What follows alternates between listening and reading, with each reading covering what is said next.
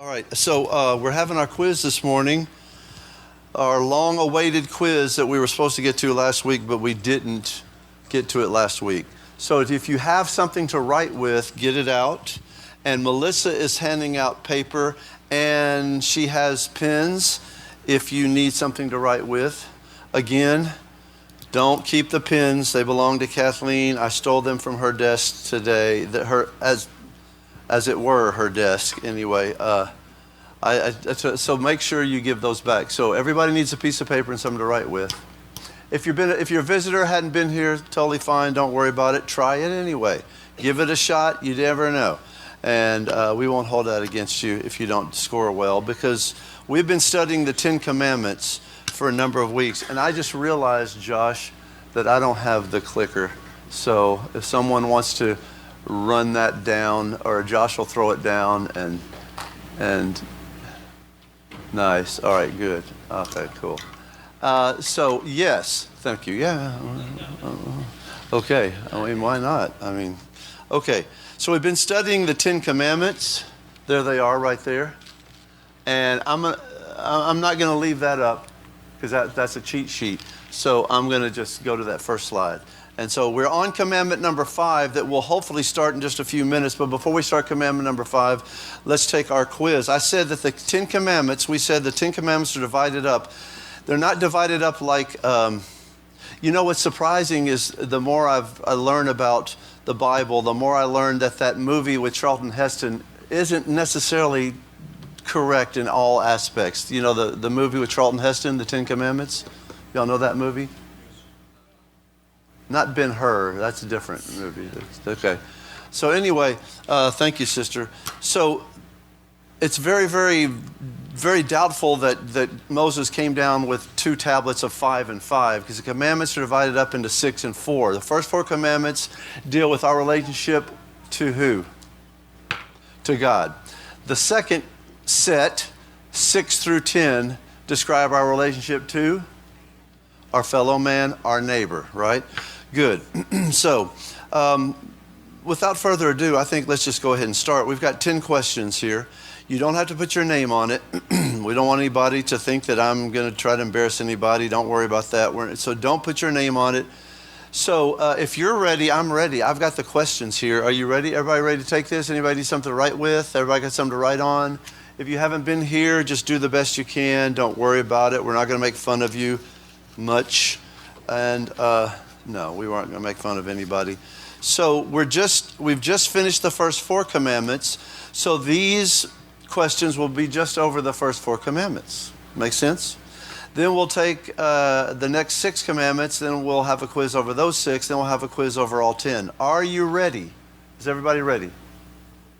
Jonathan's not ready. Let's wait for Jonathan. He's getting stuff out of. Are you getting a cheat sheet out of your? A pen. Somebody have an extra pen? Okay, good. I thought he had a cheat sheet in his satchel there, and I'm like, that's not appropriate. Okay, are you ready? You can't look on your phone. You had your phone out, so I'm just saying. Okay, are you ready? Let's do number 1. Question number 1 and question number 2 and question number 3 and question number 4 are all really easy, and they go together. In your own words, name the first 4 commandments. In your own, you don't have to give me the King James, just in your own words, right? This is the modern revised version of you. Just in your own words, give me the first 4 commandments. In order, please. In your own words, and we'll go over what words may or may not be appropriate in a little bit, but in your own words, give me the first 4 commandments. I don't feel like it's fair for me to even take this quiz because I have the questions in front of me, but I will anyway.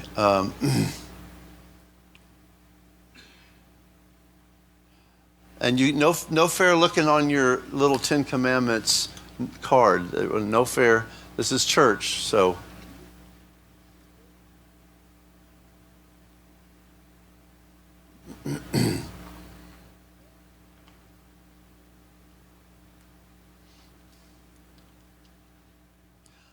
In my own words, I'm giving the New King James version. I'm going to take out the these and thous, and so All right, I'm sorry, that was a... Continue. Sorry, bad joke. Okay.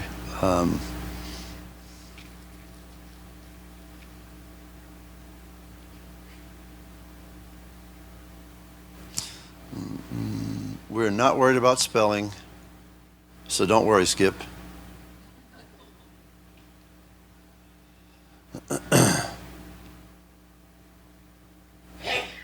Bless you.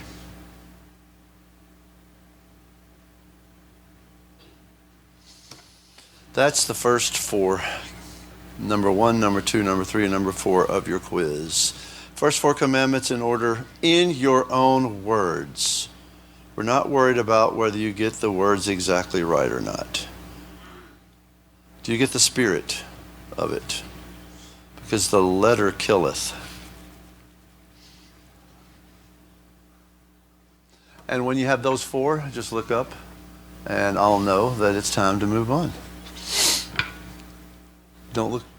I'm sorry, what? Oh no, I'm not on number 5 yet. I was just going to say, if you're done, look up and I'll know everybody's done. Are you ready for question number 5? Question number 5. All right, are you ready? This is a fill in the blank. You only have to have one word as an answer. Only one word. Are you ready? Here we go. Number 5. Each of these 4 commandments concerns our relationship or the relationship between God and blank. The relationship between God and, bless you, one word, and that wasn't it. Between God and blank. These first 4 commandments, I just gave you that one a few minutes ago, didn't I? That's no fair. All right. One word. Each of these first 4 commandments concerns the relationship between God and you tell me the word I'm thinking of, or the word that should be there. Number 6. You ready for number 6? Which of these first 4 commandments is there, or at least I told you, you may not agree with me, but as far as what I told you, which one of these first 4 commandments is there the most disagreement among Christians? Which one? You just give me the number. Number 1, number 2, number 3, or number 4. Which one of these first 4 commandments is there most disagreement among Christians?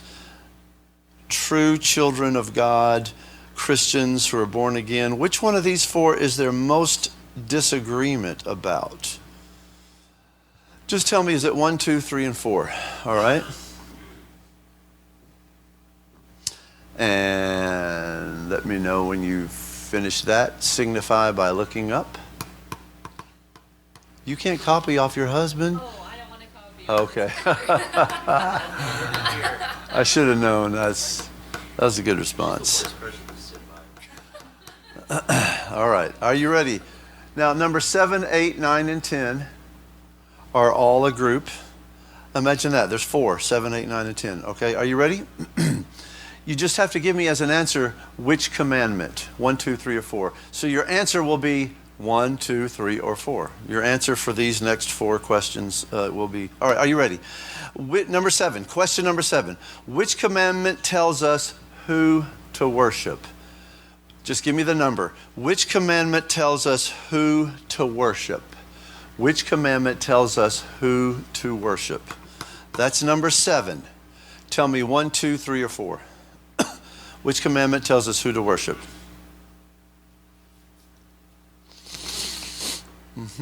All right, number 8. Question number 8. Which commandment tells us how to worship him? Which commandment? So first, number 7, the first one I asked you was, which commandment tells us who to worship? The second one I've asked you, number 8, is which commandment tells us how to worship him? Whoever you think number 7's talking about, who we're to worship. How are we to, which commandment tells us how we are to worship him?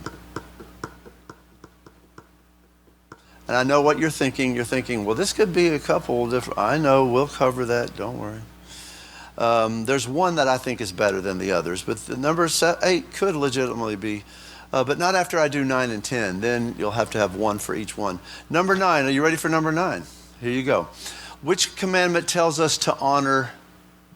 I've been doing his, like which commandment tells us who to worship? Which commandment tells us how to worship him? So I'll use the word his again as a pronoun for God. Which commandment tells us to honor his day? Which commandment tells us to honor his day? And now you know the answer to number 10 already, don't you? Because it's the one you haven't used yet, but I'll go ahead and tell it to you out loud. Are you ready? So number 9 is which commandment tells us to honor his day? Number 10, which commandment tells us to honor his name? There we go. Pretty easy, huh? You can't, no.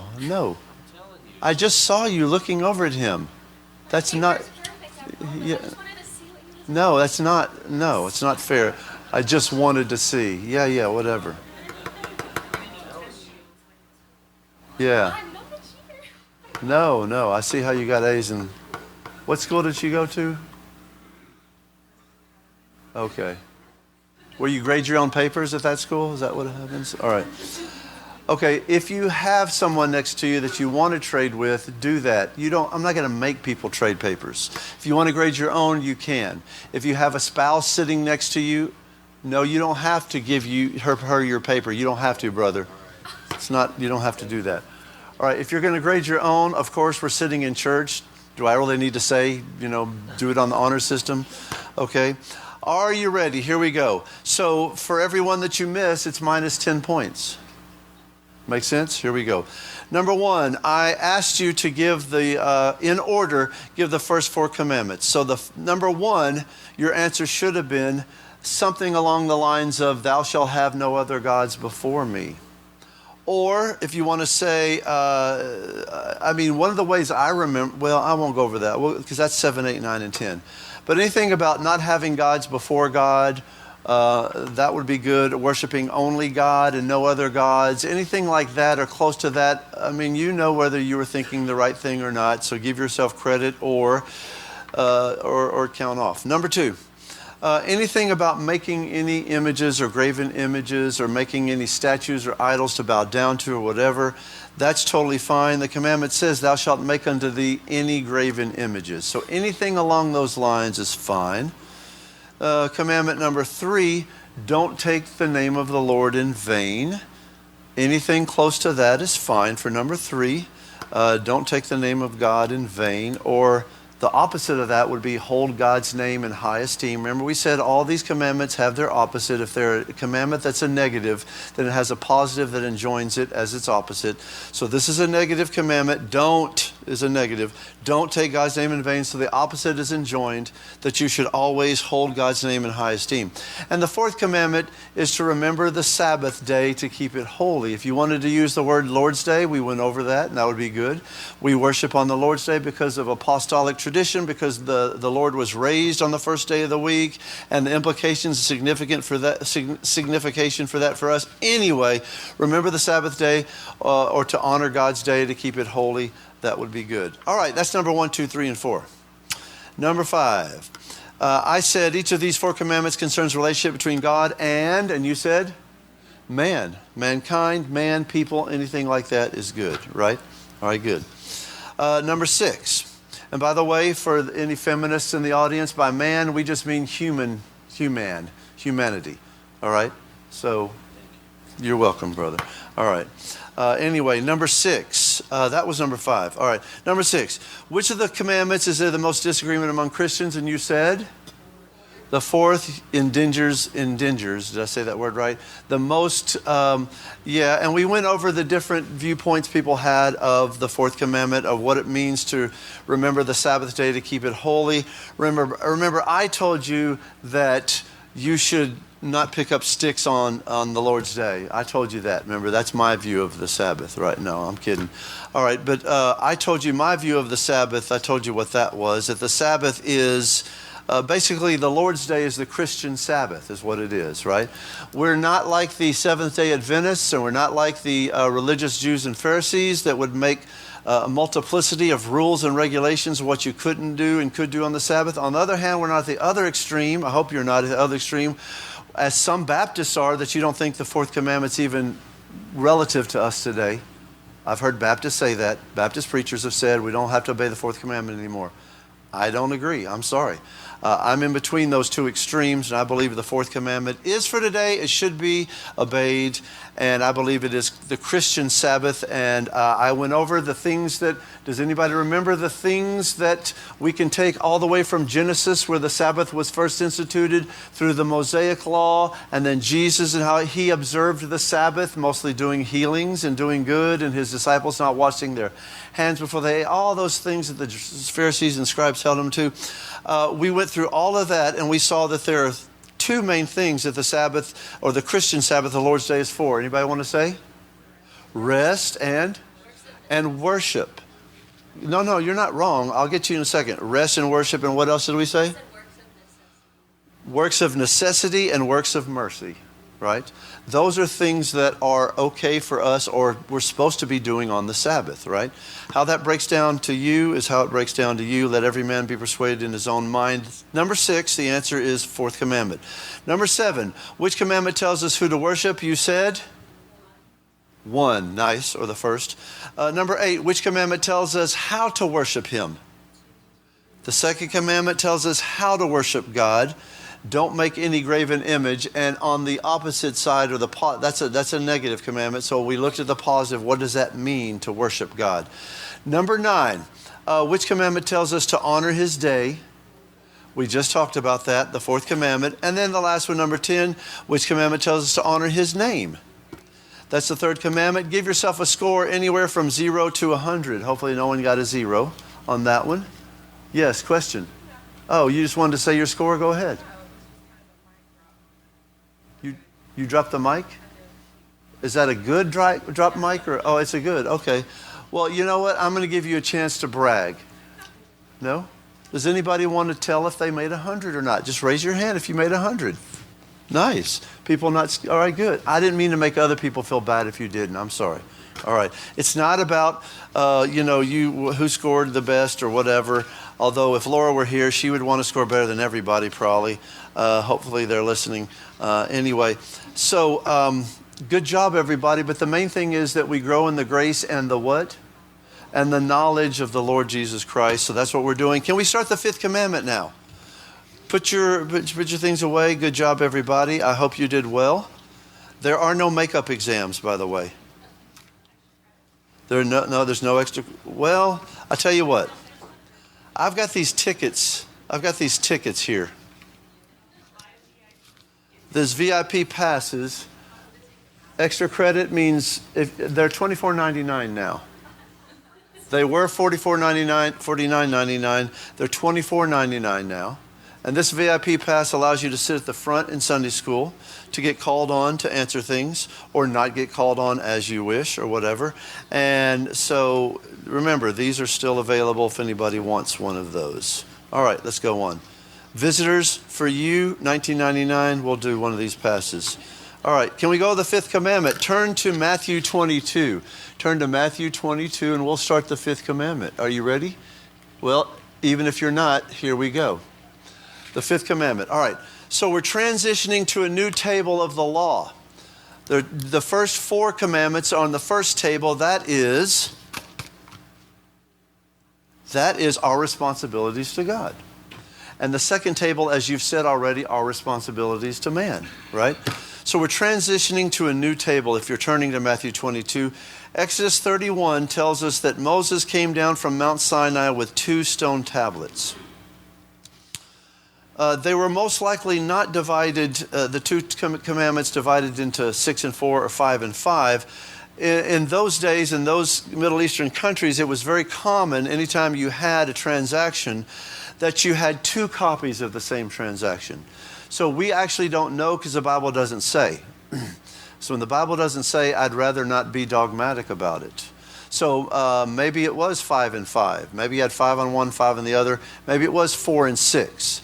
But it's just as likely it was 10 and 10 because in those days, in those countries, they made 2 copies of things. It was typical for covenants in the Middle East, 1 copy for each party to the transaction, right? That was just the way they did it. And we do know that 1 copy of the 10 Commandments was placed in the Ark of the Covenant, do we not? We know that, right? And another one was on display for the children of Israel for them to remember. So I'm of the opinion that he came down with Ten Commandments in one hand and another copy of the Ten Commandments in the other hand, right? Historically, Christians have understood the Ten Commandments are divided into the first and second tables, one for our obligation to God, the second table for our obligation to man or to our neighbor. Look at Matthew 22. Are you there already? Good. Then you're waiting on me. I was back in Luke, and then I'm flipped over to Haggai. I'm all over the place now. Or I've heard somebody pronounce it Haggai, but anyway. Matthew 22, look at verse 34. Verse 34. Matthew 22 and verse 34. But when the Pharisees had heard that he had put the Sadducees to silence, they were gathered together. One of them, which was a lawyer, asked him a question. Isn't it always the lawyers trying to trick people up? Anyway, no offense if you're a lawyer. Asked him a question, tempting him and saying, Master, which is the greatest commandment in the law? Jesus said to him, Thou shalt love the Lord thy God with all thy heart, all thy soul, all thy mind. This is the first and great commandment. That's the first four that we just looked over. The second is like unto it. This is the second six, the second table of the law. Thou shalt love thy neighbor as thyself. On these two commandments hang all the law and the prophets. So Jesus Christ reduced the commandments to two. The first four and then the next six. The first four, love God with all your heart, soul, and mind. And then the next six, love your neighbor as yourself. All right, so some people have described it as this. There's do I have it up here? There's a vertical element. You know what vertical is, right? Vertical? We're going vertical, right? Yes. No, it's not vertical. This is, where did she go to school again? Well, when I said vertical, right, you're like, all right. Anyway. All right. There's a vertical element. Vertical, right? Okay, good. In other words, our obligations to God, from man to God. But there's also a horizontal element that would be our obligations to each other, right? Because even though I would like to think I'm up here and y'all are down here, that's not apparently the way it works. We're all on the same plane, right? If you're a Christian today, you're a sinner, but you're a saved sinner. We're all on the same plane. If you're not a Christian, you're an unsaved sinner, right? But we're all sinners. And so we're all on the same plane. So there's our vertical element, our obligation to God, horizontal element, our obligation to our neighbor. That doesn't mean that we need to make too radical a separation between the two tables, because each Christian has a vertical obligation to God and a horizontal obligation to his fellow man, obligation to others. So we don't just like divide those. Joel Beek says this. He's writing about the second table. He says that in these six commandments, the ones we're fixing to start on, the Lord asserts his lordship over every aspect of human activity. Our authority, life, sexuality, property, truth and communication, and our desire. He just basically summarized the six commandments. And basically saying in these six commandments, the Lord is saying he's over every part of our existence. Everything that has to do with our existence. I heard it said better than, I can't quote it, Vern Poythress maybe, I don't know who said it, but the dude said it and it's pretty good. He says there's not an area of our life that God doesn't stretch his hands over and say, mine. There's not an area of your life that doesn't belong to God. Not a single area. Your work, your play, your fellowship, whatever it is. And that's what these six are trying to tell us about. So let's look at the fifth commandment. Let's start and introduce the fifth commandment. That 5C is just a shorthand way of me not having to write the word commandment 1,000 times during these slides, right? And if you say, well, Brother Chris, you're shortening the text or whatever, whatever. All right. The key concept for much of today's society is, I've heard it described this way, don't get scared at fancy words, all right? Don't be scared. Put on your floaties. We're going to go in the deep end now. All right. I've heard this described by Charles Taylor, who's a sociologist, and some others. Timothy Keller, who's was a Christian pastor before he went on to be with the Lord last month, I guess, in New York City. It's called autonomous individualism. That's the key concept of today's society, autonomous individualism. Number one, I want to be autonomous. I want to do what I want to do without anybody telling me what to do, rules and regulations of what to do, whether it's the government or whether it's God or whether it's the Bible or 10 Commandments. Autonomous. I want to be free and on my own. That's certainly nothing new. Adam and Eve showed us that in the Garden of Eden, correct? Has the human heart really changed? Absolutely not. Autonomous, and then the second part of that phrase, individualism. We want to be individuals. We want to be our own selves. We want anybody telling us what to do. We don't even want biology telling us what to be. Just because you're born with boy parts doesn't mean you got to be a boy. That's extreme autonomous individualism, is saying that I don't care how God made me, or if you don't claim to believe in God, I don't care about my biology. I'm going to be my own individual. I'm going to do whatever I want to do, right? We think we should have the freedom to determine almost everything in our lives totally on our own. People hate the thought today of submitting to any authority, especially the authority of God. People don't want to hear about God or the authority of God. Again, was it any different than the Garden of Eden? Did they want to submit to God's authority? No, they didn't. And they chose not to submit to his authority. Really easy. Don't eat of the fruit of that tree. They did not want to submit to God's authority. They wanted to be autonomous individuals and to do what they wanted to do, and so they did, right? And that's the way people are today, right? People don't want to submit to the authority of God when it comes to procreation. People want to submit to God's authority when it comes to marriage. People don't want to submit to God's authority when it comes to sexuality. People don't want to submit to God's authority when it comes to gender identity. Nothing, there is absolutely nothing in human life that people don't want to grasp and take it away from God. As I said before, the smart dude that said there's nothing in our lives that God doesn't put his hand over and say, mine. But they don't want God to have his hand over anything having to do with them, so they reject it all today. Now, this philosophy is the opposite of Scripture. Scripture tells us to submit to the authority of God. It tells it even more to submit to the authority of the rulers that God appoints. Submitting to authority is the main purpose, the primary focus of the fifth commandment. So that's kind of an introduction where the fifth commandment's coming from. If you got your handy dandy little chart or a little card, let's read it. The fifth commandment says to what? Somebody read it out loud. Honor thy father and thy mother. But what I'm telling you is the fifth commandment goes deeper than that, and it's a commandment that's really addressing our authority, how we, what's the word I look to? How we submit, how we submit to authority. And it begins by submitting to the authority of our parents. In any society, the parental relationship is primary. You don't think the parental relationship in the family is primary? Look at what's happening in our country today. You have the breakdown of the family. I'll say it again. I love Ronald Reagan, but thank you, Ronald Reagan, for contributing to the breakdown of the family. He's the first person when he was governor of California that did no-fault divorce. You don't need a reason to get divorced. You just, I just fell out of love with you. Okay, see you later. Don't need a reason anymore. Not a serious reason with no-fault divorce. If we've seen anything with the breakdown of the family, we've seen that it's destroying our society, right? Talk to the African-American community and look at that community and see what the number one problem is. Absent fathers, right? One-parent households. And I don't care what color you are, what nationality or race you are. You don't want to talk about poor whites? Same thing. Breakdown of the family. I don't care what the color is. Doesn't matter, right? A proper relationship to the fifth commandment will lead to a stable society because it leads to stable families. A stable society leads to a stable country, a stable economy, stable political system. It's that simple. Kevin DeYoung writes this. He says, civilization, societies, I'm not going to say anything today. I'm not saying anything today. I know that's a shock. But in saying something, did I actually kind of, in the back door, said something? Okay. I'm quoting Kevin DeYoung. Y'all pay attention now. This is Kevin, not me. Civilizations, societies, cultures, countries do not flourish apart from social order, trust, and mutual respect. All of that is to be taught in the family. Yet we give much of that responsibility now to the public school system. Do you trust the public school system to teach your kids anything profitable?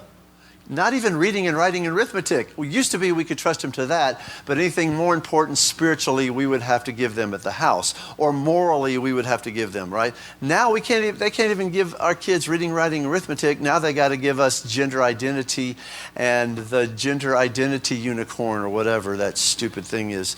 Can I finish?